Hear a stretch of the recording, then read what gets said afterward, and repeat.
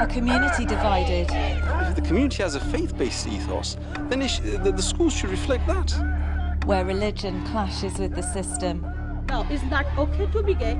In multicultural Birmingham. It would be a massive step backwards in education to suddenly say we won't talk about different types of families anymore because it might upset some people.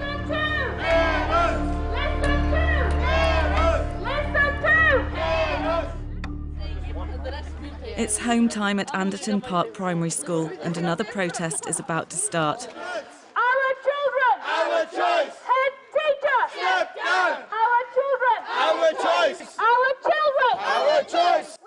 These parents don't want their children taught about same-sex relationships. It's a conflict between religion and education, a deep divide between parents and the school.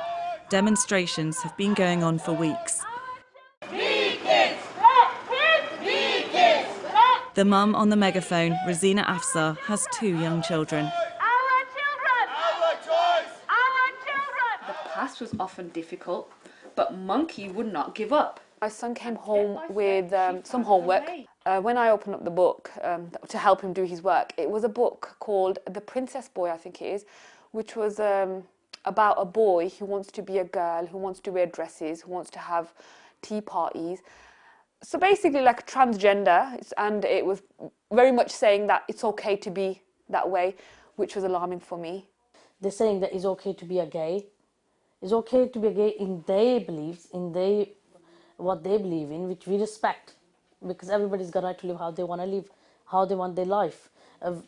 We're not imposing on them, but we feel that they're imposing on us. This school in Birmingham is at the epicentre of a row over relationships education. The head teacher is adamant that nothing will change, despite protesters, including her own pupils, chanting for her to go. The issue is we live in a country, we live in a city where there are many same-sex parents, and what we have to do with children is to educate about tolerance, respect, understanding not everybody's like me, not everybody's like my family, not everybody shares the beliefs I have or my family has. And that's okay, that's interesting. I'm fighting for their children's rights. This is where the protests began, 4 miles away at Parkfield Community School. It's actually aggressively promoting them, giving it a positive spin and telling people that it is okay for you to be Muslim and for you to be gay. Mr. Moffat, shame, shame, shame.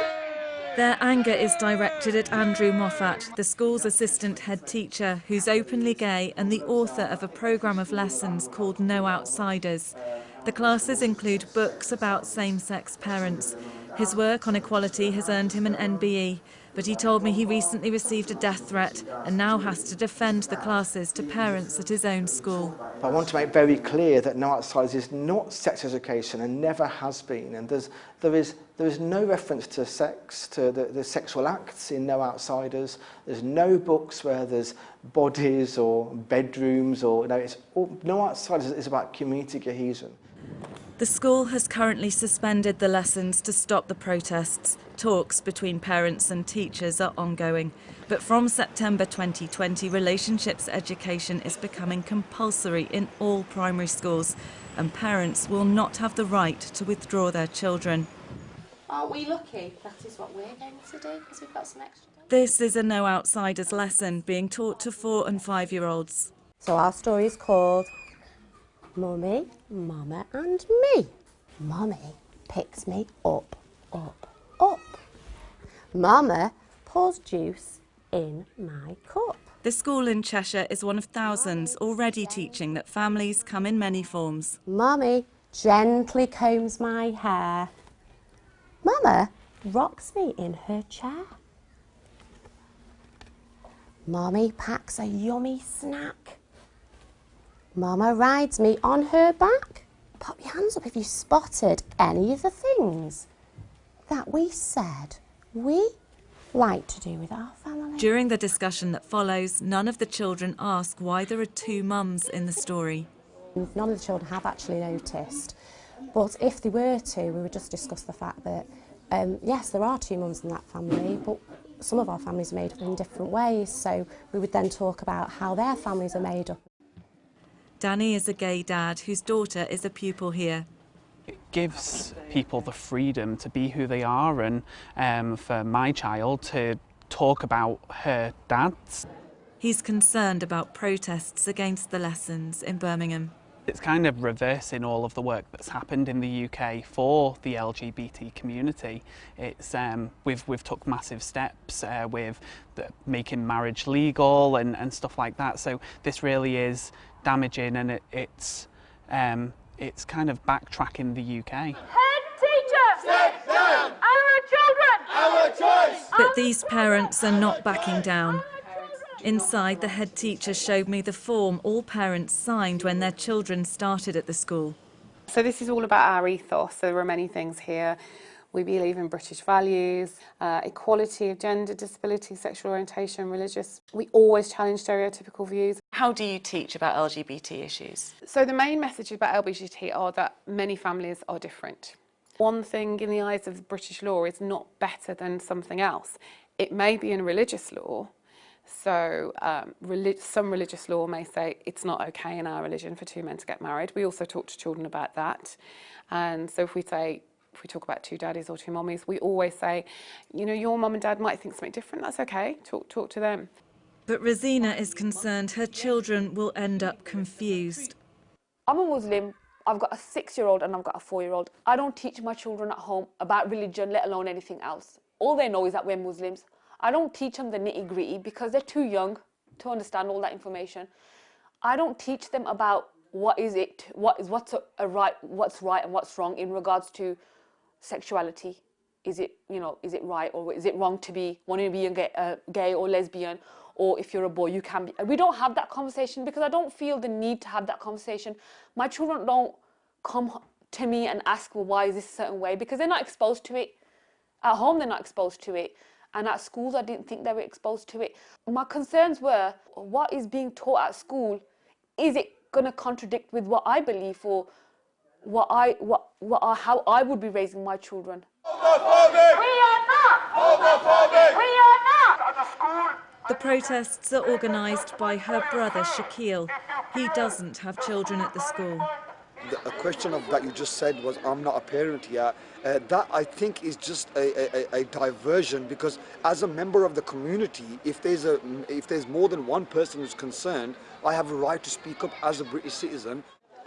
He tries to tell us who we can and can't speak to. Why you're here? Why are you doing I think the protest? Rosina, some of the ladies would be a bit. Rosina's more than happy to speak to you. You've got a few sisters here who are more than happy to speak to you. I think if you find a way to. Can I just ask this lady? I don't know. Does a girl come not on you? I don't know. You can't speak in English. Right. I know. So she's very limited to what she can answer back. Yeah, this one is from... Okay, so who can I speak to? We are ethnic minority, so you need to understand that. This is an issue for the parents, their children, and the school should listen. This is Amir Ahmed. He's the link between this protest group and the original demonstrations at Parkfield. He doesn't have children at either school, but has a personal reason for getting involved. His son goes to Nansen Primary, one of the schools that was involved in the so-called Trojan horse scandal. In 2014, Ofsted found evidence of strict religious practices imposed by some governors and staff in secular schools in Birmingham. I don't believe that they did anything wrong. And I think there simply wasn't enough transparency and openness in those investigations. I mean, during Trojan horse, 21 schools were investigated. I think that's a shame on Ofsted. And it was very prejudicial. And I find that Ofsted are still very prejudicial. I feel that there was gross injustice done, definitely. The children's education was devastated. And it is actually reasons for that you know, I've made an extra effort to spend time on this. This community is a religious community. You only have to walk around it to see that. Yet the whole, practically all the schools around here are secular schools. Why are they secular schools? The schools should reflect the community's ethos. And if the community has a faith-based ethos, then the schools should reflect that. Colin Diamond was a lead investigator into the Trojan horse scandal. He witnessed what happened when religious values were forced into schools. We saw some gender segregation in assemblies, in lessons. We saw that in some cases girls were discouraged from participating in certain sporting activities. Worship became a more prominent part of the school day.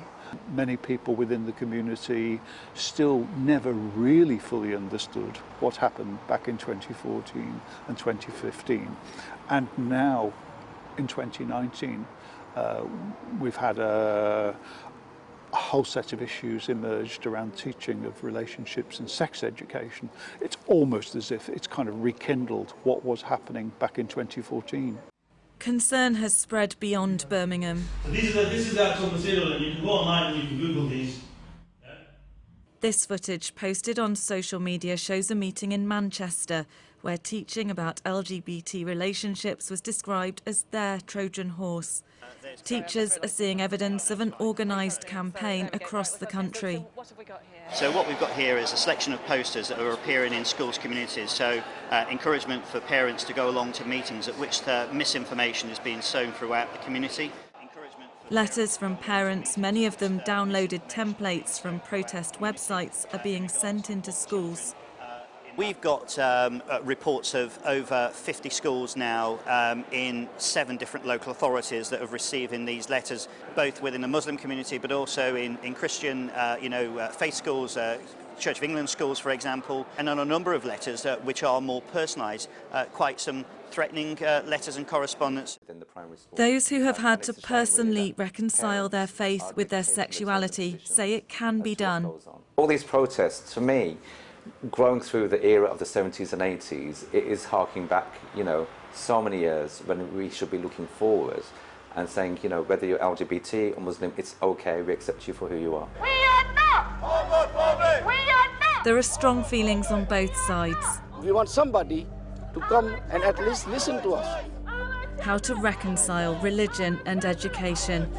It is okay to be gay in British law, and that's been the case for many, many years. It's a row over the most emotive of issues, how best to prepare children for life in modern Britain.